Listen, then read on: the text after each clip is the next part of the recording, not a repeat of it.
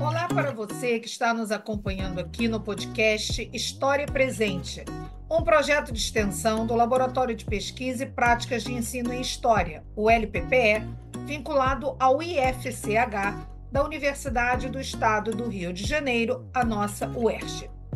Você vai escutar agora a série LPPE nos 60 anos do golpe de 1964. Em 2024, rememoramos os 60 anos do golpe civil-militar que iniciou uma longa ditadura no Brasil. Esta importante efeméride é, também, um convite para refletir sobre a ditadura, seus impactos e desdobramentos que até hoje afetam toda a sociedade brasileira e nossa democracia. Nesta série, você vai acompanhar entrevistas com especialistas que debatem diversas temáticas relacionadas à ditadura brasileira, como movimento negro, favelas e remoções, movimento indígena, movimento estudantil, esquerdas revolucionárias e luta armada, futebol, teatro, ensino de história, lugares de memória, comissões da verdade e direito à memória, à verdade e à justiça. Não deixe de ouvir todas as entrevistas da série. Sejam todos muito bem-vindos, muito bem-vindas, muito bem-vindes à série especial sobre os 60 anos do golpe militar no Brasil. Esse é o terceiro episódio da série, produzida pelo LPPE, Laboratório de Pesquisas e Práticas de Ensino em História, da UERJ, e hoje falaremos sobre o tema Movimento Negro, Ditadura Militar e Ensino de História. Para falar sobre esse tema, temos eu, Ingrid Ladeira, pesquisadora associada do LPPE, Fernando Martins, bolsista do LPPE, e o professor, nosso convidado, Amílcar Araújo Pereira. Formado em História pela UFRJ, professor Amílcar é doutor em História pela UF, atualmente é professor da Faculdade de Educação da UFRJ e dos programas de pós-graduação em História e Ensino de História, também da UFRJ, onde coordena o grupo de estudos e pesquisa em educação antirracista. O professor publicou diversos livros, entre eles O Mundo Negro, Relações Raciais e a Constituição do Movimento Negro Contemporâneo no Brasil. Bem-vindo, professor. Agradecemos muito por aceitar o nosso convite. Obrigado, agradeço pelo convite, pela oportunidade de conversar sobre esse tema que é tão importante para a história do Brasil e também é muito importante a minha trajetória acadêmica. Então, obrigado pela oportunidade. Então, professor, a primeira questão que a gente gostaria que o senhor respondesse é como você acredita que a ditadura militar impactou a inclusão da história dos movimentos negros nos currículos escolares? É, é até difícil responder essa pergunta pensando nas diferentes temporalidades, porque antes da ditadura, não se estudava as histórias do movimento negro, né, da agência histórica da população negra na história do Brasil, na formação histórica da sociedade brasileira. Durante a ditadura, muito menos, porque a ditadura tinha um, uma a questão racial, a suposta harmonia racial e depois democracia racial no âmbito do poder estabelecido na ditadura civil-militar ali entre 1964 e 1985. Essa era uma questão de identidade nacional, a afirmação de uma brasilidade, né, da existência de um brasileiro. Inclusive, o gênero não é à toa, né, um homem, né, que teria, inclusive, muito informado pela produção sociológica dos anos 30, dos anos 40, do século XX, seria esse um homem branco que teria recebido contribuições aí menores, né, menos importantes de povos indígenas e povos africanos na constituição desse ser brasileiro, desse homem brasileiro. E não se discutia de forma alguma as relações raciais, na medida em que se afirmava essa ideia de existência de uma democracia racial, o que já é um contrassenso em si mesmo, né? A própria expressão, tendo em vista que vivíamos sob uma ditadura, né? Sob um regime ditatorial. Mas se afirmava naquele contexto que haveria uma democracia racial no Brasil, então não havia racismo. Para que existia um movimento negro? Não fazia sentido, na perspectiva do poder estabelecido naquele contexto. Então não se ensinava, né? É justamente nesse período que a disciplina História deixa de existir, né? Cria-se a disciplina de estudos sociais, educação moral e cívica, organização social do Brasil, né? O SPB, do povo brasileiro, se eu não me engano. Enfim, essas outras disciplinas que buscavam a construção de uma nacionalidade, né, pautada pelo que acreditava ser fundamental para o regime. Então, essa identidade nacional girava em torno da construção dessa ideia de brasileiro, que seria miscigenado, mas que teria essa supremacia branca dentro dessa miscigenação, que também me parece um outro contrassenso, né? Porque se era miscigenado, essa hegemonia branca também não faz muito sentido. Mas, enfim, são essas contradições, né, muito visíveis naquele contexto, no que diz respeito ao que era possível se ensinar em termos de história, da experiência negra na sociedade brasileira. Então, não havia nenhum incentivo governamental, pelo contrário, né, havia muita censura, né, havia perseguição de qualquer grupo que se manifestasse politicamente. E no caso específico da questão racial, da afirmação sobre a existência de racismo na sociedade brasileira, desde o AI-5, né, logo o AI-5 é em dezembro de 68, logo em março de 69, na criação da Lei de Segurança Nacional, há um artigo, que eu não vou me lembrar o número agora, mas um artigo que tornava o ato de se falar em racismo na sociedade brasileira era tornado crime, né, pela Lei de Segurança Nacional. Você vê a importância que era dada pelo regime a essa questão racial. Então, falar sobre a existência de racismo no Brasil, o que de certa forma justificaria a existência de um movimento negro, né? A existência de racismo justifica a existência de um movimento político negro contra o racismo. Ao se falar sobre a existência de racismo, você poderia ser preso de 1 a 3 anos. Isso segundo a Lei de Segurança Nacional, vigente a partir de março de 1969. Então, não se ensinava, né? Não era uma coisa que seria facilmente encontrada nos bancos escolares, né? Uma discussão sobre a experiência negra, a população negra, muito menos a luta política implementada, né? Protagonizada por pessoas negras na sociedade brasileira. Em 1988, já na construção da Constituição Cidadã, né? Da Constituição pós-ditadura, o tão importante sociedade brasileira, o ano de 1988 foi também um marco para a história do movimento negro, porque o movimento negro se mobiliza desde 1985, 1986, no período de finalização mesmo, de redemocratização, finalização da ditadura, né, redemocratização da sociedade brasileira. O movimento negro vai lutar muito para que as suas pautas fossem ouvidas, né, fossem assumidas também, pelo menos algumas delas, durante o processo de elaboração, de discussão, de elaboração que resultaria na Constituição Federal de 1988. Então, nesse contexto, uma das demandas do movimento negro nas audiências públicas, especialmente nas subcomissões voltadas para direitos humanos, eu não lembro agora exatamente o nome, eu devia ter me preparado melhor para essa entrevista. Mas nessas subcomissões, durante o processo da Constituinte, eram realizadas audiências públicas, chamando a sociedade a debater os temas propostos pelos constituintes para selecionar aquilo que entraria na Carta Magna. Nesse contexto, o movimento negro participa intensamente. Isso tudo pode ser observado nas fontes históricas, né? No site do Senado, todas essas audiências públicas, as transcrições estão disponíveis. Então, a gente pode fazer pesquisa sobre isso.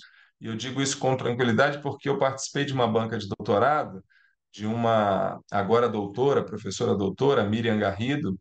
Ela defendeu lá na Unesp, em São Paulo, e eu participei da banca e ela usou justamente essas transcrições das audiências públicas para pensar a agência, né, a ação em torno da construção dos discursos do movimento negro naquele período da Constituinte. E um dos temas mais levantados pelo movimento negro, por Lélia Gonzalez, que representava o MNU nessas audiências públicas, por Helena Teodoro, que também é uma figura importante naquele contexto, por Joel Rufino dos Santos e várias outras lideranças negras que são mencionadas nesses documentos, né, encontrados hoje disponíveis no site do Senado, sobre o processo da Constituinte, sobre as audiências públicas.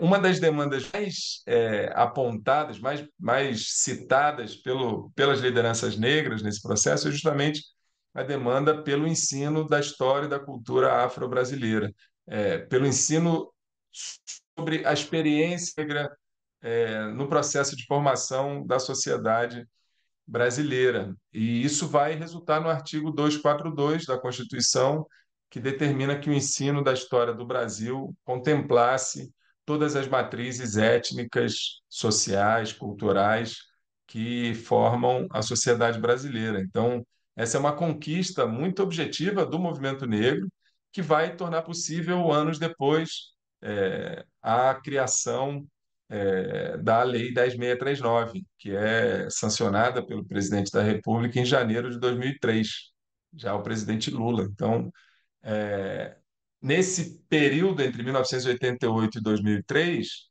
há uma intensa luta da população negra, né, protagonizada pelo movimento social negro, no sentido de fazer com que essas memórias, essas histórias da população negra, seus personagens, suas personagens, né, suas organizações, suas demandas, suas conquistas, que tudo isso fosse objeto de estudos na sociedade brasileira. Então, que essa experiência negra fosse discutida, fosse trabalhada nos currículos escolares, sobretudo na área de história, mas não só na área de história, né? Há toda uma discussão sobre a língua portuguesa falada no Brasil, enfim, sobre as ciências sociais, sobre a discussão no âmbito da cultura, né? Da educação voltada para a área da cultura. Então, há todo um debate protagonizado pelo movimento negro nesse contexto, sobretudo a partir do processo da Constituinte, ali em 1986, 87, e até a promulgação da Lei 10.639 em 2003. Então, como a ditadura teria impactado?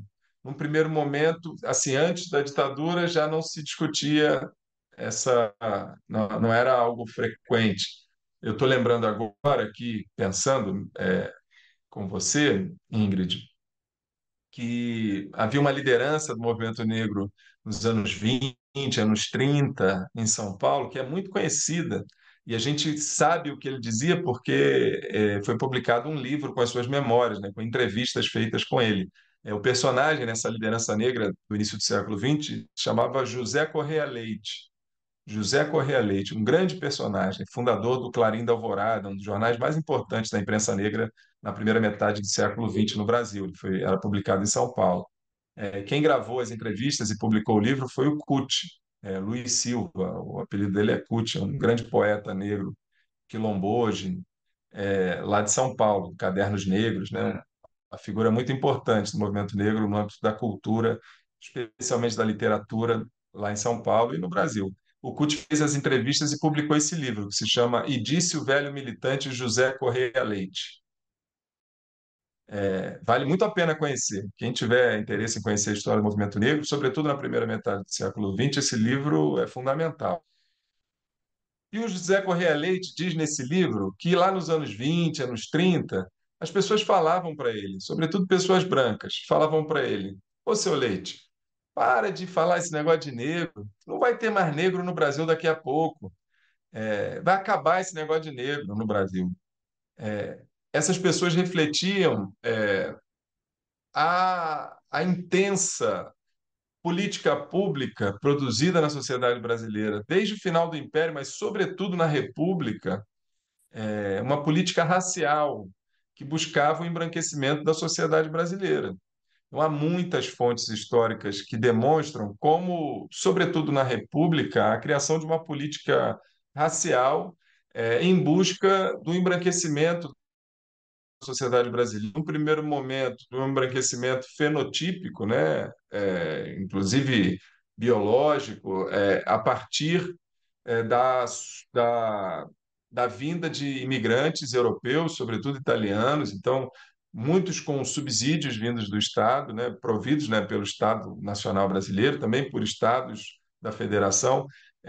O George Andrews, que é um historiador brilhante, professor lá da Universidade de Pittsburgh, nos Estados Unidos, ele fez pesquisa no Brasil durante muitos anos e ele encontrou alguns dados assim que são muito reveladores, né, sobre essa política racial implementada no Brasil no início da República. Ele vai mostrar que só entre 1890, bem no início da República, e 1924, assim, em torno de 25 anos, os primeiros 25 anos da República no Brasil, ele encontrou dados que demonstram que cerca de 2,5 milhões de imigrantes, sobretudo italianos, foram trazidos para o Brasil e quase 1.987.000, se eu não me engano, quase 1 milhão desses 2,5 milhões que vieram com subsídios do Estado brasileiro, com as passagens pagas, né, subsidiadas pelo Estado Nacional Brasileiro, que demonstra que é uma das primeiras e maiores políticas públicas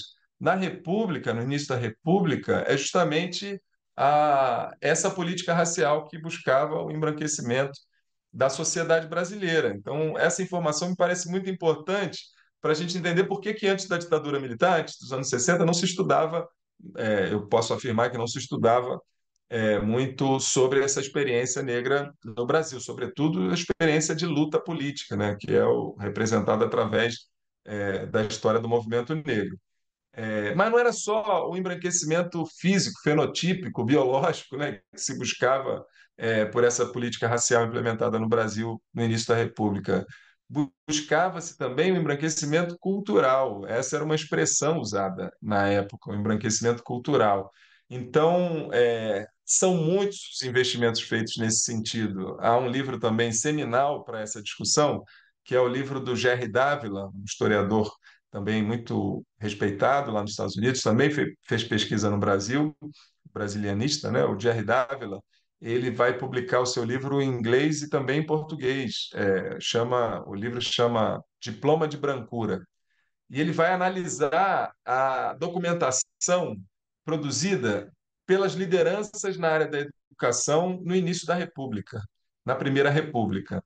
Ele vai analisar textos do Fernando de Azevedo, do Francisco Campos e de muitos outros intelectuais que se dedicavam, né, à educação naquele momento, naquele contexto. E ele vai entender, baseado nessa documentação, e buscava-se a construção do sistema educacional brasileiro como uma espécie de hospital, de clínica para o embranquecimento da população brasileira, o embranquecimento cultural através da educação. Então, acreditava-se que, através dessa construção de um sistema educacional eurocêntrico, né, focado na Europa, focado na história da Europa, nas memórias da Europa, nas culturas europeias, poderia se atingir o embranquecimento da sociedade brasileira no que diz respeito à cultura. Então, era buscado o embranquecimento no âmbito da educação.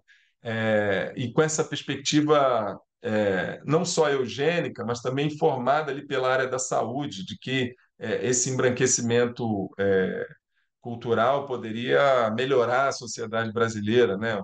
Uma visão terrível, né? Porque a gente está falando justamente de um período que antecede a Segunda Guerra Mundial, que é uma guerra profundamente marcada pela eugenia, né? Uma guerra racial, em grande medida. Eugenia, ciência, a suposta ciência do melhoramento das raças. Então, a própria Constituição de 1932, né, que é vista por muitos como a primeira Constituição democraticamente elaborada no Brasil, essa Constituição de 1932 tem um artigo, se eu não me engano, 138, depois você pode conferir, mas é um artigo que estimula, né, que determina que a União, assim como os estados e municípios, promovam uma educação eugênica no Brasil. Olha só, que coisa. Em 1932, um pouco antes da Segunda Guerra Mundial, como eu disse, profundamente marcada pela eugenia. Então, essa característica da própria formação do sistema educacional brasileiro, buscando um embranquecimento da sociedade brasileira através da cultura, através da educação, me permite supor que seria muito difícil se ensinar algo sobre a história do movimento negro, da luta política antirracista na sociedade brasileira, antes da ditadura civil-militar, lá de 1964. Como eu disse, durante a ditadura não se ensinava mesmo, em função da repressão, da censura imposta pelo regime ditatorial, e começa-se a discutir mais amplamente na sociedade brasileira essa possibilidade de se ensinar a história das lutas da população negra no período ali de redemocratização, que vai culminar com esse artigo da Constituição de 1988, que vai tornar possível a criação da Lei 10.639 em 2003. Mas esse ensino ainda enfim, há todo um desafio, né, para que a gente ainda consiga, a gente está falando hoje em maio de 2024, ainda é muito difícil a gente encontrar nas escolas brasileiras um ensino de história do movimento negro, entende? Então, a luta continua. Professor, eu queria voltar num tópico muito importante que o senhor falou sobre a censura, a questão do racismo, foi inserida na Lei de Segurança Nacional, na época da ditadura, e retornar essa questão da censura. Queria saber se você poderia fornecer algum exemplo de como esses movimentos negros resistiram à censura educacional durante a ditadura militar. Resistir à censura é uma coisa difícil, né? O que essa militância fez, e fez em grande quantidade, fez muito, a gente tem muitas evidências históricas, muitos registros de que essas organizações fizeram, foi publicar os seus próprios jornais, foi buscar formas de se comunicar independentemente da censura, né? Passando, né? Ultrapassando a censura existente, sobretudo nos grandes meios de comunicação. Então, é, é no período da ditadura militar que vão ser criados jornais do movimento negro pelo Brasil afora, né? Eu lembro aqui do Árvore das Palavras, lá de São Paulo. Aqui no Rio de Janeiro tinha o Simba, né? O Jornal da Sociedade de Intercâmbio Brasil-África, que é muito importante, a meu ver, naquele contexto. Tinha o boletim do IPCN, do Instituto de Pesquisa das Culturas Negras. Tinha uma coluna dentro do jornal Versus, que é um jornal da Convergência Socialista, uma revista, né, da Convergência Socialista, tinha uma coluna chamada Afro-Latino-América, que era muito boa, muito importante, e era liderada, né, protagonizada ali pela Neuza Pereira, pelo Hamilton Cardoso, por lideranças que vão depois ser importantes na criação do MNU, do Movimento Negro Unificado, em 1978. Então, essa foi uma forma, né, de ultrapassar a censura estabelecida, ou pelo menos buscar, né, produzir seu conhecimento, publicar, publicizar esse conhecimento, as informações relativas à experiência negra no Brasil, as lutas, o que se buscava, né, as demandas, e apresentar à sociedade através dessa imprensa alternativa.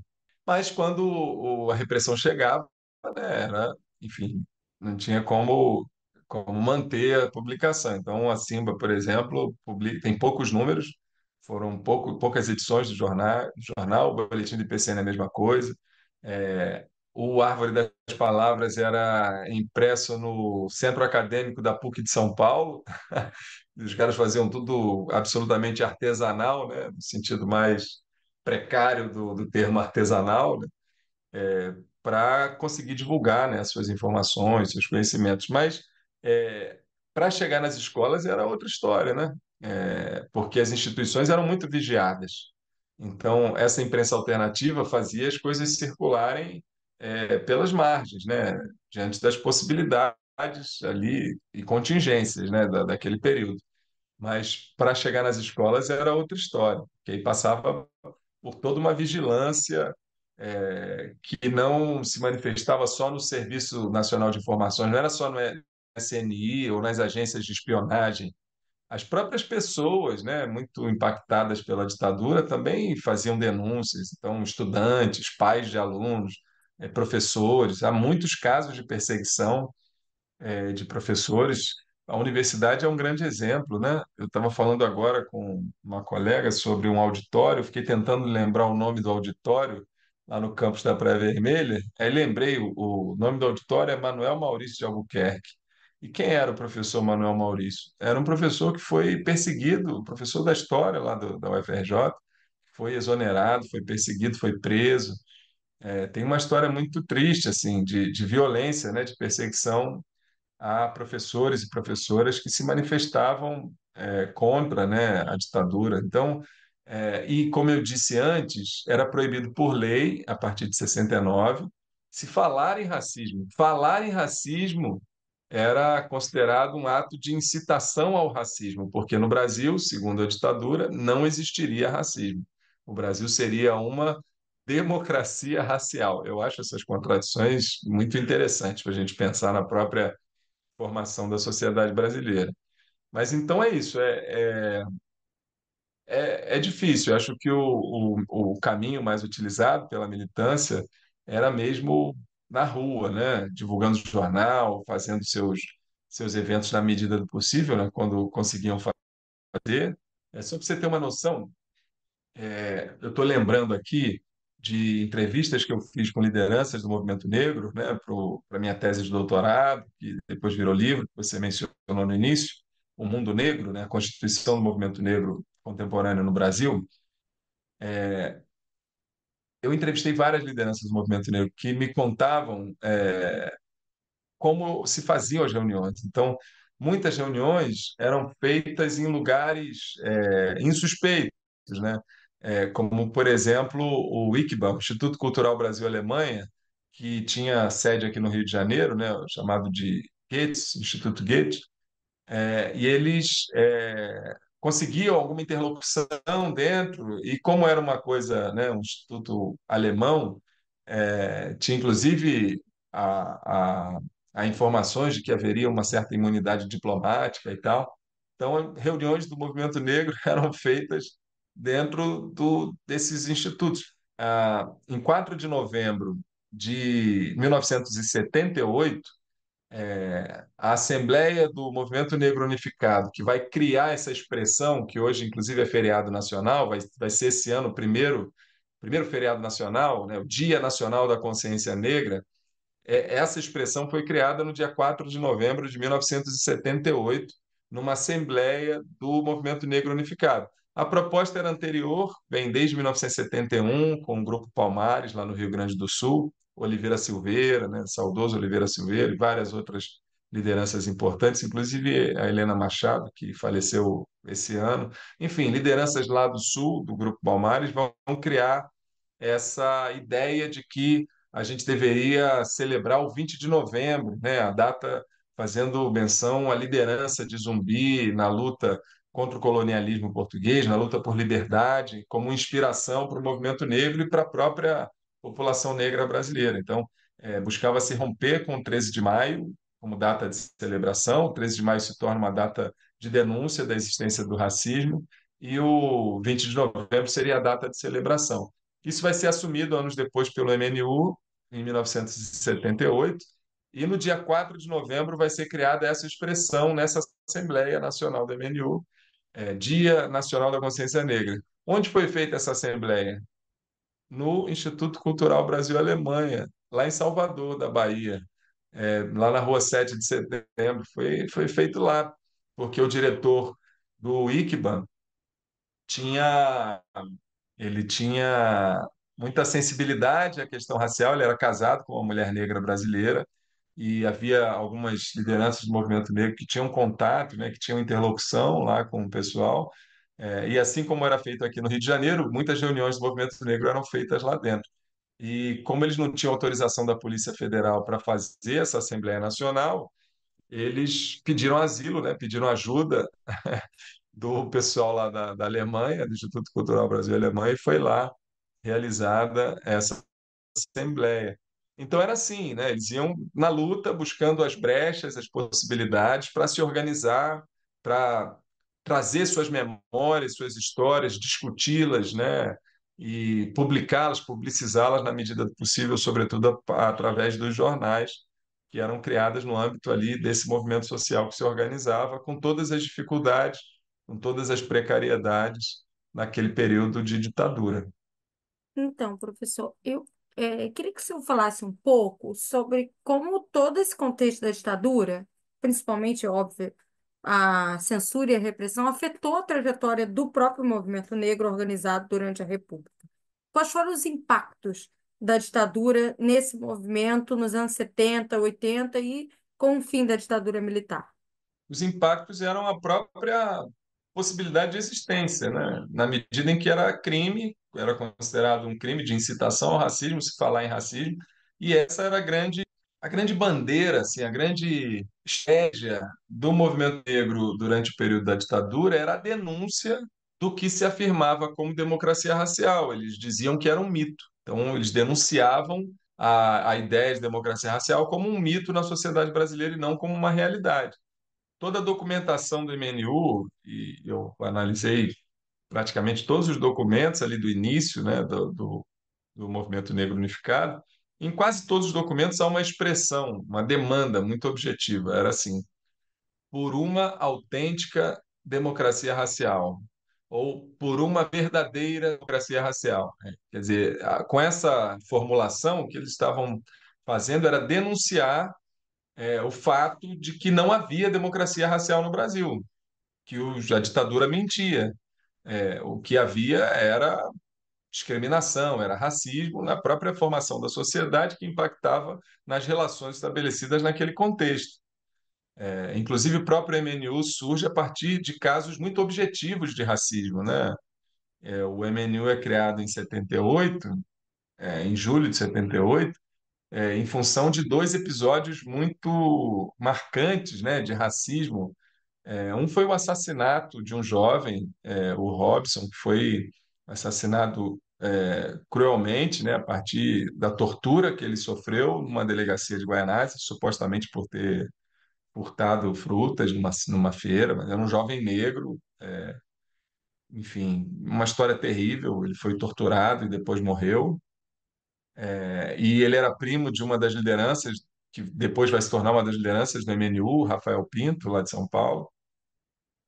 E o outro caso, também muito conhecido, é o caso dos quatro jovens negros do Clube Tietê, que foram barrados pelo clube de treinar. Eles eram atletas de voleibol, jovens, né? Quatro jovens, foram proibidos de entrar no Clube de Regatas Tietê.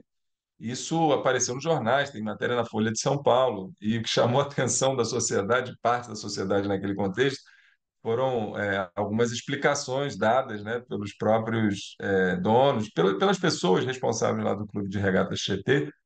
Uma dessas reportagens, eu lembro de ter lido o técnico do time, que o técnico do time, na verdade, queria que os jovens treinassem lá no clube, jovens negros, mas alguém, eu não lembro exatamente quem, mas do Clube Tietê, deu uma entrevista dizendo que eles não eram racistas, não. Eles não eram racistas. Mas se eles deixassem os jovens negros entrar na piscina, todo o resto do clube ia querer sair da piscina.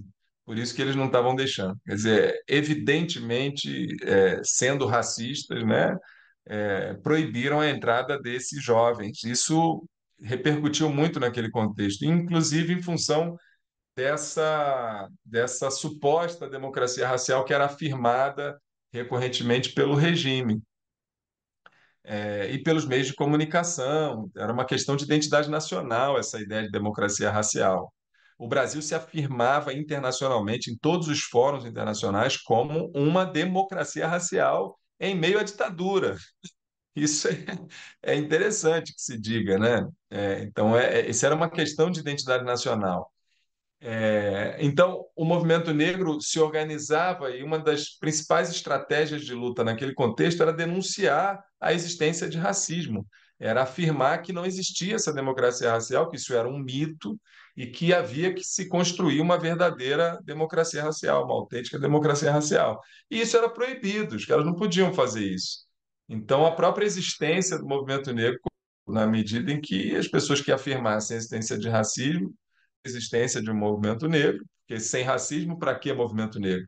Não é isso? Então, eles não podiam falar publicamente, então eles tinham que buscar as estratégias que eu já mencionei, né? A imprensa alternativa, fazer reuniões em lugares onde não fossem perseguidos, onde a chance de ser perseguidos fossem menores, e por aí vai. Professor, eu queria que você desse destaque agora, nominalmente, se puder, para a gente poder trazer essas pessoas para a visibilidade e falar um pouco sobre elas. Destacar algumas lideranças do movimento negro, né, que resistiram na ditadura, né, algumas que ainda podem estar vivas, outras não. Queria que o senhor falasse um pouco sobre alguma trajetória que o senhor considera, essa pessoa foi muito importante, é uma trajetória fundamental, eu queria destacar ela, porque o público tem interesse, né? Não só o público acadêmico, mas acho que o público em geral, que é o objetivo do podcast, é alcançar o ensino básico, né? Professores que estão no ensino básico, então trazer essas pessoas aqui para o protagonismo. Eu publiquei muitos textos, né, o meu livro, e tem um livro que eu fiz com Verena Alberti, hoje é professora da UERJ, inclusive. Verena Alberti foi uma pessoa muito importante assim na minha trajetória, foi quem me abrigou e quem me ensinou a fazer pesquisa, né? Foi minha orientadora pouco antes de eu começar o mestrado, quando eu saía da graduação. E fizemos juntos um projeto que foi pioneiro, porque a gente foi estudar a história do movimento negro em todo o Brasil. Então, entrevistamos lideranças do movimento negro de todo o Brasil. E esse projeto resultou em várias publicações, mas, sobretudo, na publicação de um livro de história oral, chamado Histórias do Movimento Negro no Brasil. É um livro, para quem tem interesse em conhecer a história do movimento negro, me parece fundamental, porque é um livro de história oral, uma espécie de documentário escrito, no qual articulamos diferentes falas de diferentes lideranças, daquelas que nós considerávamos, ao longo da pesquisa, importantes lideranças do movimento negro. Não conseguimos entrevistar todas as que nós gostaríamos, mas entrevistamos 38 lideranças do movimento negro de todas as regiões do Brasil. Então, tem ali uma amostragem muito significativa desse movimento negro que atuou nas décadas de 1970, 1980, para a constituição desse movimento social que é tão importante para a sociedade brasileira. Então, a gente entrevistou muitas lideranças, né, de mulheres e homens das diferentes do Brasil. Se você perguntar a qualquer pessoa que minimamente conhece a história do movimento negro, alguns nomes aparecem mais, como, por exemplo, a Lélia Gonzalez, que eu já mencionei aqui. A Lélia Gonzalez é uma liderança que vai participar do processo de criação do MNU. Aliás, quem viu o documentário Amarelo, do Emicida, ele acaba contando um pouco dessa história, né? Como a Lélia Gonzalez vai representar a Grês Quilombo, né? A Grêmio Recreativo Escola de Samba Quilombo, do Candeia, saudoso Candeia, lá na criação do MNU, em São Paulo, né? E ela acaba se tornando uma das representantes numa comissão interestadual que vai se dedicar a elaborar o Estatuto e a Carta de Princípios do MNU, a Lélia Gonzalez. Uma personagem muito importante, muito conhecida, inclusive porque ela formulava, pensava, era uma professora, uma intelectual brilhante. Nessa comissão interestadual que vai organizar, que vai se debruçar ali para criar a Carta de Princípios e o Estatuto do MNU, uma liderança que também é muito conhecida é o Amaury Mendes Pereira, que, entre outras coisas, é meu pai. E ele vai participar ali, disputando, né, junto com a Lélia Gonzalez e com outras duas pessoas, uma eu não vou lembrar o nome agora, é uma mulher de São Paulo, mas eu não vou conseguir lembrar o nome da Inês, Maria Inês. Oh, lembrei, que coisa, Maria Inês Barbosa, se eu não me engano. Eles vão compor essa comissão interestadual. Então, o Amaury, a Lélia e Maria Inês disputando ali, né, para a construção dos documentos, né, que vão ser fundamentais aí na trajetória desse movimento negro unificado, uma organização importante do movimento negro ali no âmbito das lutas contra a ditadura. Então, o Amaury já havia nesse momento, nessa época, né, ele já havia participado da diretoria, né, ele era um dos fundadores e redator do Jornal da Simba, da Sociedade Intercâmbio Brasil-África, que é um jornal que eu já mencionei também antes. Ele participava do IPCN, dos esforços ali de criação, de consolidação do IPCN como uma organização importante do movimento negro aqui no Rio de Janeiro, e ele vai a São Paulo participar da criação do MNU. O próprio Dias Nascimento, que vem dos Estados Unidos, né, para participar do ato lá de criação do MNU em 78, em São Paulo. Abdias Nascimento é um personagem muito conhecido, né? Talvez seja a maior liderança, a liderança do movimento negro mais reconhecida. Mas tem muita gente, né? É chato assim falar alguns nomes, porque eu certamente vou deixar um monte de gente importante nesse contexto de fora, né? É, então, o Januário Garcia, que faleceu há poucos anos durante a pandemia, né? Ele foi um dos presidentes do IPCN num momento importante ali nos anos 80, e também conseguiu muita visibilidade ali para a luta antirracista. Era um cara ligado à cultura, né? Fotógrafo, que fez algumas das capas de discos mais interessantes dos anos 70, dos anos 80, então ele tinha muita interlocução, então foi um personagem também importante ali. Luísa Bairros, poxa, Luísa Bairros, eu tive a oportunidade de entrevistar a Luísa Bairros para minha pesquisa. A Luísa Bairros foi um quadro, assim, uma personagem muito importante na liderança do MNU nos anos 80, anos 90. Tem muita gente, Edson Cardoso também, lá de Brasília. Você tem o Ivair, que faz uma Ivair dos Santos, que faz uma ponte com uma das lideranças junto com Hélio Santos. Eles não eram parentes, mas enfim, tinham o mesmo sobrenome. Eles vão articular ali uma coisa que vai ser importante para o movimento negro nos anos 80, que é a criação do primeiro conselho, primeiro órgão governamental voltado para a discussão sobre o racismo, sobre os impactos do racismo e as lutas da comunidade negra. Foi no governo Franco Montoro, em São Paulo, a partir de 82, e eles conseguiram organizar ali, né, na articulação ali com o PMDB da época, no pós-ditadura. Eles vão criar um conselho da comunidade negra em São Paulo. Isso vai se reverberar pelo Brasil todo, vai inspirar muita gente pelo Brasil todo.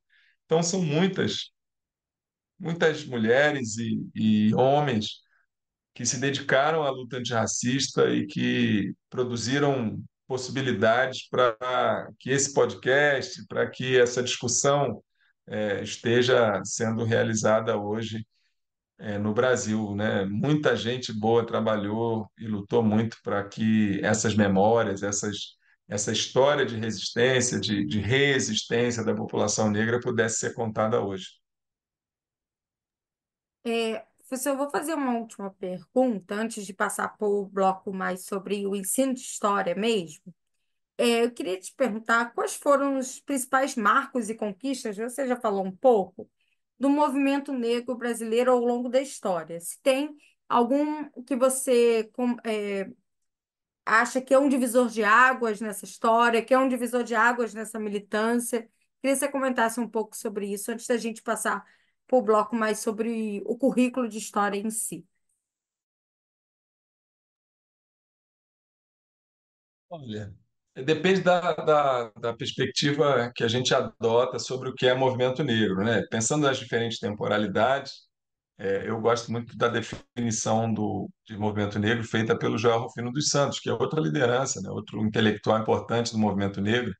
O Joel Rufino dos Santos vai dizer que ele poderia entender o movimento negro num sentido amplo, considerado a luta das pessoas negras contra o racismo e por melhores condições de vida na história. O próprio Abdias Nascimento dizia isso, né, que o movimento negro no Brasil começou quando os primeiros escravizados chegaram aqui, e lutaram por liberdade. Então, pensando assim, esse movimento negro no sentido amplo, eu diria que a própria abolição da escravatura, que é resultado da luta do movimento negro, né? Da luta por liberdade protagonizada por pessoas negras. Há muitas evidências históricas que demonstram que quem torna possível, né, o sujeito coletivo, né, a população que torna possível a abolição da escravatura, que torna, na verdade, né, inevitável a abolição da escravatura, é a população negra, com a sua agência histórica, lutando de diferentes formas para a obtenção da liberdade. algumas informações que são fundamentais para nos ajudar a entender isso. Primeiro, o fato de que o segundo censo populacional de 1872, mais de 70% da população negra já era livre ou liberta naquele contexto. E quando a gente chega na abolição da escravatura, mais de 90% da população negra já era livre ou liberta, né? Os dados que a gente tem é de que a Lei Áurea liberta mais de 700 mil pessoas, se eu não me engano, e havia um contingente populacional na sociedade brasileira de mais de 7 milhões de pessoas negras, pretas ou pardas, né, naquele contexto. Então, você tem uma evidência de que essa população negra, na luta, torna possível a abolição da escravatura em 1888. Depois, no processo de organização política na sociedade brasileira, eu destacaria os anos 30, as organizações criadas ali nos anos 30, a Frente Negra Brasileira, que era maior, né, mas várias outras organizações que vão ser criadas naquele contexto de efervescência ali entre guerras, né, entre a Primeira e a Segunda Guerra Mundial. Depois há um esfriamento por conta do Estado Novo, estabelecimento de uma ditadura que fecha todas as organizações políticas. Eu acho importante dizer que no meu livro, né, No Mundo Negro, eu discuto o fato de que a Frente Negra Brasileira, que era uma organização muito grande, tinha milhares de pessoas associadas pelo Brasil afora, tinha o seu próprio jornal, se torna um partido político, né? O segundo partido político negro das Américas é a Frente Negra Brasileira, a partir de 1936, e repercutiu muito na diáspora africana. Assim, a Frente Negra era vista como um exemplo, como uma inspiração para o movimento negro nos Estados Unidos, nos anos 30. Eu encontrei muitas reportagens, principalmente no Chicago Defender, que é o maior jornal da imprensa negra estadunidense, apresentando a Frente Negra Brasileira como uma das maiores organizações políticas, uma das maiores forças políticas no Brasil, o que inspirava naquele contexto de segregação, né, de vigência do Jim Crow lá nos Estados Unidos, do regime segregacionista, representava uma verdadeira inspiração, um exemplo a ser seguido. Eles falavam isso abertamente na imprensa negra, inclusive no Chicago Defender, que era um jornal de circulação nacional. Então, só entre 1935 e 1937, eu encontrei 20 reportagens no Chicago Defender celebrando a Frente Negra e apresentando a Frente Negra como uma inspiração, um exemplo a ser seguido em termos de organização da população negra para lutar contra o racismo e por melhores condições de vida. Então, é um marco importante na história do movimento negro brasileiro e na diáspora africana. Depois, tem outros marcos, né, nos anos 40, a criação do Teatro Experimental do Negro, e eu destacaria nos anos 70 a luta pela criação do Dia Nacional da Consciência Negra, me parece uma virada de chave importante para estimular a construção do que eles chamavam de uma consciência negra, né? Então, que começa ali em 71 com o Grupo Palmares, com Oliveira Silveira, Helena Machado, aquele grupo lá do Sul tão importante, e que vai se tornar uma bandeira própria do MNU. O MNU acaba inspirando a criação de muitas outras organizações pelo Brasil afora, né? O MNU é uma organização, mas que é uma organização que reúne intelectuais, né, militantes de vários estados brasileiros e que vai inspirar a criação de várias outras organizações semelhantes pelo Brasil afora. Então, é uma das mais importantes do século XX, nesse sentido. E o MNU vai adotar o 20 de novembro, isso vai se espalhar pelo Brasil todo, e me parece um marco importante. Depois, a Constituição de 1988, que tem ali o reconhecimento do racismo como crime, que foi uma vitória indubitável do movimento negro, a titulação das terras remanescentes de Quilombo, que também foi uma conquista importante, a lei né, o artigo constitucional que fala sobre o ensino de história, né, reconhecendo todas as matrizes étnicas e culturais que formam a sociedade brasileira e que vai potencializar, tornar possível a Lei 1039 em 2003. Então, 88 é um ano muito importante também para o movimento negro. Aí depois eu diria 1995, com a marcha Zumbi dos Palmares, né? 300 anos de Zumbi, que é muito importante, assim, historicamente, porque é uma marcha que dá muita visibilidade nacional para o movimento negro e, ao mesmo tempo, marca um período de interlocução que vai se abrir dali em diante entre o poder institucional em âmbito nacional e esse movimento social. O Fernando Henrique Cardoso, que era o presidente da época, recebe as lideranças da marcha, uma comitiva da marcha, e eles levam um documento com demandas, né, com reivindicações muito objetivas para o Fernando Henrique. E o Fernando Henrique começa a dialogar com esse movimento, cria um grupo de trabalho interministerial que vai ser liderado pelo Hélio Santos, que é uma personagem importantíssima, né, do movimento negro, como eu já disse, que cria, junto com o Ivair, aquele primeiro conselho lá no governo Franco Montoro, em 82 ainda, 83, e o Hélio Santos vai presidir, vai liderar esse grupo de trabalho interministerial criado pelo Fernando Henrique. Vai começar a pensar em políticas públicas de combate ao racismo. Aí depois a gente tem o ano de 2001, que é crucial também, que é o ano da terceira Conferência Mundial de Combate ao Racismo, organizada na África do Sul pela ONU, né, pela Organização das Nações Unidas, e o Brasil vai levar a maior delegação de fora da África, maior delegação com várias lideranças negras. A relatora oficial da própria conferência acaba sendo indicada pelo Brasil, né? Uma liderança do movimento negro, a Edna Roland, que vai ocupar um papel chave ali importante.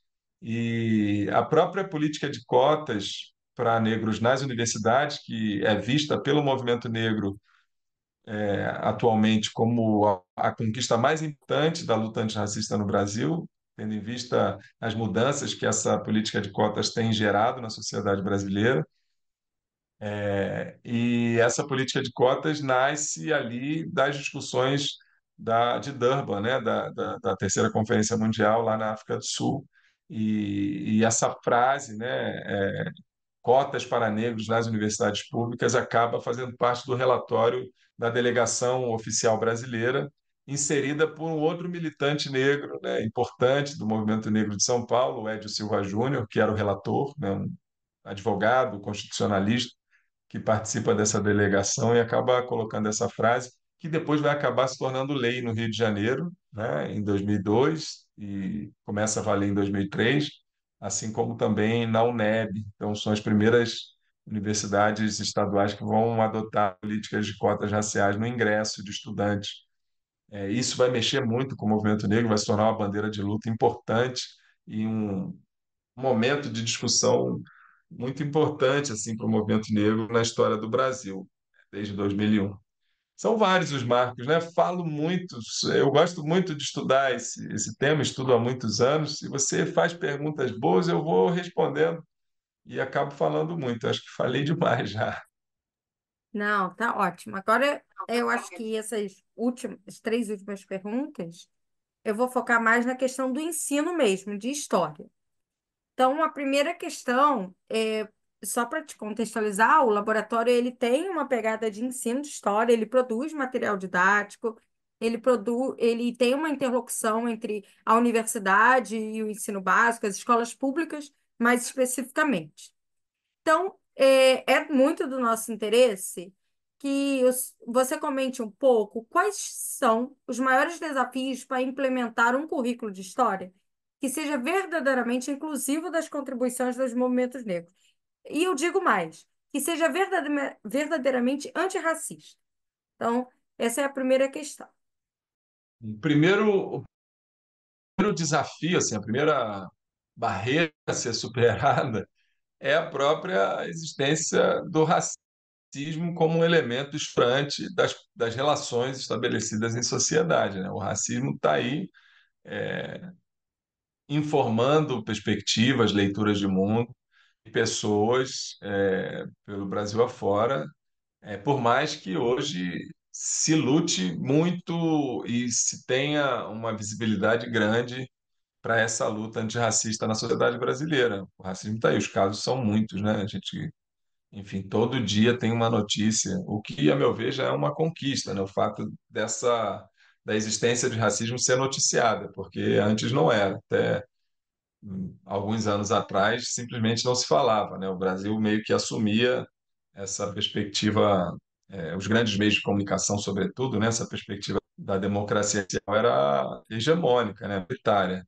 Ainda é, mas há mais brechas, né? Há mais visibilidade para essa luta. Então, o primeiro grande desafio é superar o racismo, pelo menos colocar em xeque o racismo no processo de construção do ensino, né? Dos currículos e tal. Isso já é um desafio muito grande. Você tem também muitas lacunas em relação ao conhecimento produzido sobre a história do movimento negro no Brasil. O meu trabalho, assim, com Verena, lá, eu não falei quando, né? A gente fez as entrevistas entre 2003 e 2007, no iniciozinho do século XXI. É um trabalho pioneiro nesse sentido, porque a gente foi pensar a história do movimento negro no Brasil no momento que ainda já existia a lei, né? A Lei 10.639 é de 2003, como eu já disse. A gente começa o projeto em 2003, mas não tinha muita gente no Brasil ainda discutindo. Quando eu fiz o meu doutorado, em 2006, eu entrei para o doutorado em 2006, eu não tinha ninguém com quem dialogar aqui no Rio de Janeiro sobre história do movimento negro. O pouco que se fazia em termos de produção de conhecimento sobre a história do movimento negro era feito na sociologia, na ciência política, um pouco na antropologia. Na área de história não tinha ninguém. Assim, tinha o Petrônio em São Paulo, lá na USP, algumas outras pessoas em outros lugares, mas aqui no Rio de Janeiro a gente não tinha muito com quem dialogar, né, na área de história sobre a história do movimento negro. Hoje há uma produção historiográfica, a gente tem bastante coisa sendo produzida, mas o fato é que há muito mais ainda a ser produzido em termos de conhecimento sobre a agência histórica na luta antirracista protagonizada por pessoas negras, a experiência negra na luta contra o racismo, que caracteriza o movimento negro, né? Ainda precisa ser muito mais conhecida. Então, a gente precisa investir em pesquisa, em produção de conhecimento, para ampliar esse conhecimento e, ao mesmo tempo, oportunizar outras leituras, outras possibilidades de compreendermos a própria história do Brasil. Porque, ao fim e ao cabo, a história do movimento negro é a história do Brasil. Eu acho que a gente precisa ter essa compreensão para avançar no processo de ensino, né, da história dessas populações. Acho que a gente precisa estudar muito história indígena também, história das lutas dos povos indígenas, porque também é a história do Brasil e a gente conhece muito pouco sobre as histórias e culturas indígenas também, que formam, né, a sociedade brasileira. Mas eu diria que superar o racismo, pelo menos colocar em xeque o racismo, no sentido de buscarmos através do debate político, né, debate público, a compreensão de que uma educação democrática diante da história do Brasil, ela só é possível se formos todos antirracistas no processo educacional. Porque diante dessa história que minimamente eu falei sobre aqui hoje, essa história de embranquecimento, essa história de negação da existência do racismo, né, de criminalização da fala sobre a existência de racismo, diante dessa história do Brasil, que marca tão profundamente a sociedade brasileira, para estabelecermos uma perspectiva democrática no processo educacional, no ensino de história, a gente precisa ser antirracista porque ao longo desse processo, esse eurocentrismo, que é uma marca do próprio sistema educacional no início da República, esse eurocentrismo alimentou o racismo, que por sua vez alimentou esse eurocentrismo, que alimenta o racismo, que alimenta o eurocentrismo num ciclo vicioso que inviabiliza a construção de uma perspectiva democrática. Se deixar o piloto automático a partir do qual nós fomos formados, a gente nunca vai trabalhar com a história do movimento negro no ensino de história, porque a gente não aprendeu ao longo da nossa formação. Eu não sou tão velho assim, eu tenho 46 anos, eu estudei nos anos 90, né? Entrei na graduação nos anos 90 do século passado, e eu não estudei nada sobre a história do movimento negro na minha graduação. Eu fiz a formação em História na UFRJ. fui estudar por minha conta, sobretudo a partir do mestrado, em função da pesquisa que eu comecei em 2003 com a Verena Alberti, que foi quem me abriu possibilidades ali, como eu já disse.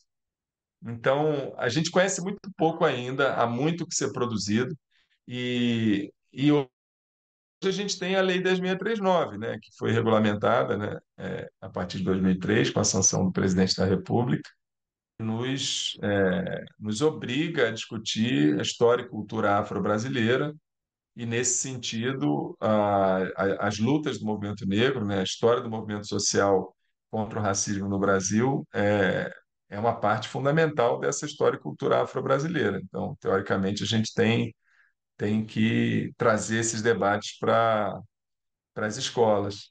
Mas ainda enfim, algo a ser construído, não há uma receita. Cada contexto vai exigir, diante das contingências e possibilidades, vai exigir estratégias específicas, né, de sensibilização, como eu disse também, de produção de conhecimento, né, de pesquisa. Por exemplo, eu fiz o meu ensino fundamental 2, o antigo ginásio, numa escola que tem como patrono um homem negro, fundamental para a cultura brasileira, assim, um grande, dos maiores músicos da história do Brasil, maestro Paulo Silva. Ninguém na escola sabia que o Paulo Silva era um homem negro, ninguém sabia. E eu acabei fazendo uma pesquisa, né, sobre o Paulo Silva. Enfim, eu conto um pouco dessa história no livro que eu publiquei, está disponível, o PDF é gratuito, saiu pela editora da UF, da Universidade Federal Fluminense, um livro chamado Paulo Silva, um contraponto nas relações raciais no Brasil. Eu conto essa história lá no livro, foi publicado em 2021, e a partir desse trabalho, as pessoas na escola passaram a pensar sobre racismo, sobre a luta contra o racismo, porque o patrono da escola é um homem negro que ninguém conhecia, um homem negro que atingiu um sucesso social muito grande na época em que viveu, mas que, enfim, é desconhecido hoje, embora seja nome de escola, seja nome de rua. A Rua Maestro Paulo Silva é uma rua muito conhecida, a Rua do Ilha Plaza Shopping, na Ilha do Governador, se chama Maestro Paulo Silva. E as pessoas passam pela rua todo dia e suponho que ninguém saiba por que é o nome da rua é Maestro Paulo Silva. Quem era o tal do Paulo Silva? E era um homem negro retinto que lutou contra o racismo na medida, enfim, que podia, um intelectual, professor de música professor emérito da Escola de Música da UFRJ. Enfim, cada contexto vai exigir suas próprias estratégias, exige, né, diante das contingências e das possibilidades, mas há muito que ser feito ainda para que a sociedade brasileira conheça as histórias do movimento negro. Eu sempre digo, e isso é fruto da minha própria experiência como professor de história, já fiz essa pergunta muitas vezes, em diversos contextos, e sempre que eu pergunto o que as pessoas conhecem sobre a história do movimento negro, elas sempre falam sobre o Martin Luther King, Panteras Negras, né? As Panteras Negras. Aí as pessoas conhecem, mas o movimento negro brasileiro, que é tão importante, é, por exemplo, a lei de cotas, que está mudando a sociedade brasileira, está mudando a universidade, nesse sentido, mudando é, muita coisa na sociedade brasileira, perspectivas, né, possibilidades. É uma conquista do movimento negro. O movimento negro dos Estados Unidos nunca conseguiu uma coisa parecida, entendeu? Então, o Martin Luther King, os Pantera Negra são personagens muito importantes da luta negra lá naquele contexto, mas a gente precisa conhecer as lideranças, as histórias, as organizações do movimento negro aqui no Brasil que tem algumas conquistas realmente significativas, né, para a mudança social nas últimas décadas aqui em nosso país, mas a gente não conhece. A gente, a gente precisa conhecer. Por exemplo, a Frente Negra é criada, né, se torna um partido político em 1936, exatamente 30 anos antes dos Panteras Negras. E a gente não conhece, a gente conhece os Panteras Negras, mas não conhece a história da luta ali pelo nacional, pelo que seria o nacional no Brasil, implementada pela Frente Negra com tanta força nos anos 30 do século XX, né? 30 anos antes dos Panteras Negras. Enfim, a gente precisa estudar muito, pesquisar, produzir conhecimento e lutar politicamente para transformar o ensino de história, que ainda é eurocêntrico. A gente já tem essa lei de 2003, tem muito esforço, muita luta, muita coisa tem mudado na sociedade brasileira e também no ensino de história, mas o ensino de história no Brasil ainda é eurocêntrico, então há muito o que mudar ainda. Professor, eu queria falar um pouco sobre esse mito da democracia racial nos currículos. Então, como você acredita que a inclusão dos movimentos negros nos currículos escolares pode transformar a percepção que a sociedade brasileira tem dessa democracia racial, que a gente tem discutido aqui, que é um mito? O movimento negro tem como principal bandeira nos anos 70, né, na luta contra a ditadura, justamente a denúncia dessa democracia racial como um mito e não como realidade, né? Essa ideia foi muito forte, né? Virou uma questão de identidade nacional do Brasil. Antes, né, eu diria que o Getúlio Vargas, sobretudo ali depois da criação do Estado Novo, e depois recupera isso nos anos 50, traz com muita força essa ideia de que o Brasil seria miscigenado, que seria uma contribuição para a civilização mundial, o que depois da Segunda Guerra Mundial vai ser chamado de democracia racial. Isso é incorporado pelos militares, né, com muita força, e são muitos anos e muito poder institucional pressionando, né, para que a sociedade incorporasse essa ideia, né, como algo celebrado, né, no imaginário social, a ideia de que vivíamos numa suposta democracia racial. Então, isso impacta muito, né, na formação da sociedade. Muita gente hoje ainda acredita que vivemos numa democracia racial. Mas eu acho que o contraponto também foi muito bem sucedido. Há muita gente hoje na sociedade brasileira que entende que não é democracia racial coisa nenhuma. Tanto que as denúncias sobre racismo têm sido apresentadas ao grande público, inclusive nas grandes mídias sociais, como nunca, né? Como nunca. Eu lembro de ter visto uns 3 ou 4 anos atrás, na época ali do assassinato do George Floyd, da grande movimentação, né, em torno da hashtag Black Lives Matter no mundo, né, no Reino Unido, né, nos Estados Unidos e em muitos outros lugares pelo mundo afora, aqui no Brasil também. Naquele contexto, eu lembro de ter visto no Jornal Nacional, o jornalista falando da Rede Globo, né, a maior televisão do Brasil, sobre racismo estrutural. Isso foi inesquecível, porque isso era negado, né? A existência de racismo no Brasil era negada até muito recentemente. Então, há muita gente lutando e apresentando seus argumentos, né, contra essa visão de que viveríamos em uma suposta democracia racial.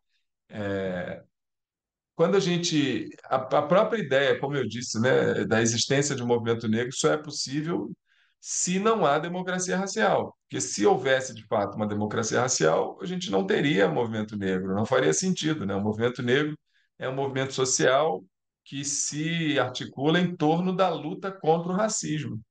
Se não há racismo, se há uma democracia racial, não faz sentido existir um movimento negro. Então, a história do movimento negro por si só já é a negação da democracia racial, a, a- já é um ensino que nos apresenta uma sociedade na qual não há democracia racial, senão não haveria movimento negro. Para finalizar, professor, eu queria que você indicasse, se você puder e quiser, é claro, algumas estratégias para educadores que queiram incorporar a história dos movimentos negros nas suas aulas, sobretudo aqueles, né, que estão no ensino público. Assim, eu fico com muito receio de, por exemplo, querer trazer receita de bolo. Não tem nenhuma receita nesse sentido, assim. Cada caso vai ser um caso. Por exemplo, eu acho muito importante contemplar as manifestações políticas, culturais, né, de resistência, de luta contra o racismo existentes nos contextos onde se ensina história, né? O caso que eu contei do Paulo Silva, da escola onde eu estudei, o ginásio, foi uma estratégia bem sucedida naquele contexto, porque era o patrono da escola, todo mundo conhecia o nome Paulo Silva, mas ninguém sabia quem era o cara.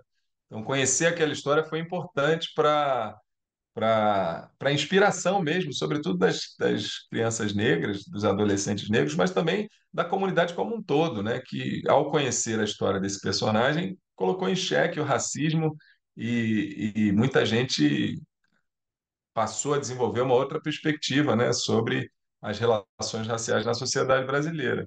Então, o contexto local me parece importante, mas cada escola, cada professora, cada professor, cada grupo de estudantes vai na medida em que se esforce, que entenda a importância desse ensino, né, desse currículo para a transformação da sociedade brasileira, para aquilo que o movimento negro dizia lá, o MNU, em todos os seus documentos nos anos 70, né, por uma autêntica democracia racial, por uma verdadeira democracia racial, para que isso seja atingido, é necessária a mobilização de toda a sociedade, não só das pessoas negras, mas de toda a sociedade. E em cada setor, em cada unidade escolar, em cada coordenação regional, há que se buscar estratégias diante da sua própria realidade e diante do que a gente estava falando aqui, né, da produção de conhecimento sobre as histórias do movimento negro no Brasil, dessa historiografia que tem sido produzida nos últimos, eu diria, 20 anos, talvez um pouco mais, que torna possível um conhecimento mais amplo hoje sobre essa experiência negra na luta antirracista aqui no Brasil e nas Américas. Eu acho que estudar a diáspora é muito importante. Eu digo isso desde a minha tese de doutorado. Eu não entendo o movimento negro como um movimento restrito a um determinado território nacional. Na minha leitura, o movimento negro é sempre transnacional. Eu só consigo entender o movimento negro como transnacional, porque assim como eu disse que o Luther King, o Malcolm X, os Panteras Negros são tão conhecidos aqui na realidade brasileira e inspiram muita gente a lutar contra o racismo, né? O Black Power, Black is Beautiful é tão importante. Eu me chamo Amilcar por conta do Amilcar Cabral, as principais lideranças negras africanas na luta por independência, né? Na luta revolucionária, no contexto ali das colônias em África no século XX. Né? Amilcar Cabral é o principal líder da revolução na Guiné-Bissau, em Cabo Verde, né? Da luta independentista naqueles contextos. E o meu pai admirava muito o Amilcar Cabral e me deu essa responsabilidade de ser Amilcar, né? Recebeu essa inspiração que veio lá da África, e acaba me dando o nome, né? Me dando também essa responsabilidade, que é um nome bem forte, né?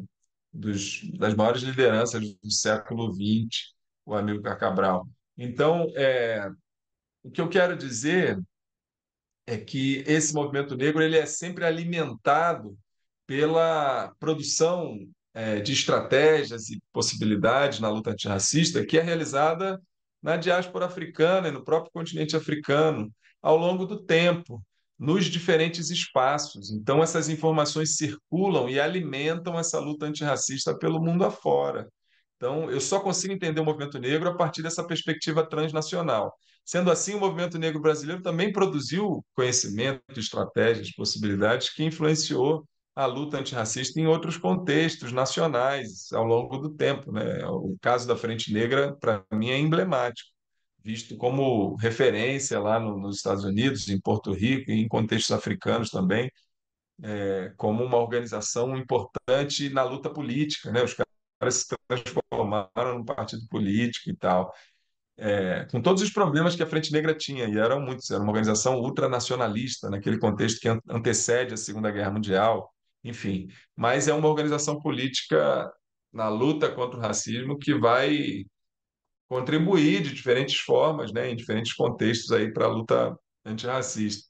Então, o que eu sugeriria é que as pessoas estudem, pesquisem os seus contextos locais, a sua própria realidade, na realidade onde estão inseridos ali ensinando história, e busquem também na história do movimento negro em âmbito transnacional, né, essas referências, essas histórias de luta que acontecem também em outros contextos nacionais contra o racismo, que tragam essas experiências em diálogo com a sua própria realidade local, com o movimento negro brasileiro, mas também com aquele sujeito, aquela liderança lá, sindicalista da década de 50, vivo e que vive lá perto da escola, que pode ser entrevistado, ou aquela liderança do candomblé, o sujeito que foi muito importante ali pela afirmação cultural naquele contexto, ou a liderança do movimento negro em si, que pode ser, enfim, uma referência importante na comunidade, para que a gente conheça em diálogo com o que acontece no mundo, pensando também na realidade local, produzir conhecimento novo, né, com essas crianças, esses jovens, adultos, para juntos construirmos uma autêntica democracia racial no ensino de história, que pode contribuir para uma autêntica democracia racial na sociedade brasileira. Bom, professor, queria te agradecer em nome do LPPE pela disponibilidade de conceder essa entrevista, também pelas excelentes respostas que, além de trazer conhecimento aqui para o podcast, faz com que o público, em geral, possa refletir sobre o movimento negro em si e também sobre práticas antirracistas, não só dentro da universidade, mas no todo o contexto da sociedade e convidar o público também para ouvir as outras entrevistas aqui da série especial LPPE nos 60 anos do golpe de 1964. Se quiser falar mais alguma coisa, fica à vontade. Só agradecer, Ingrid, a você, a Andréia, minha amiga, e ao laboratório pela oportunidade. Espero ter contribuído aí para um debate bacana sobre esse tema tão importante, que, ao fim e ao cabo, como eu disse, é a história do Brasil. Obrigado. Obrigada, professor. Obrigado, pessoal. E até mais.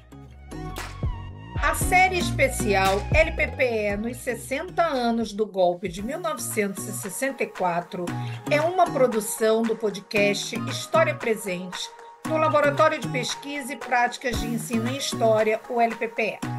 A coordenação da série é das professoras Isabel Pimentel e Andréia Queiroz. Agradecemos ao professor Amilcar Pereira pela entrevista, aos bolsistas João Paulo Kleinlein e Fernando Martins pela condução e pela elaboração do roteiro. A vinheta é de Leonardo Pereira.